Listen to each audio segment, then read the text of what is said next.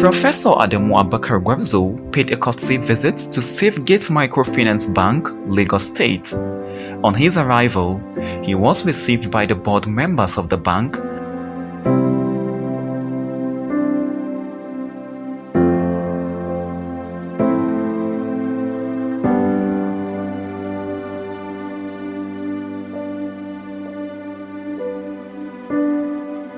and they had a brief discussion in the bank's conference room, where a lot of vital issues were discussed.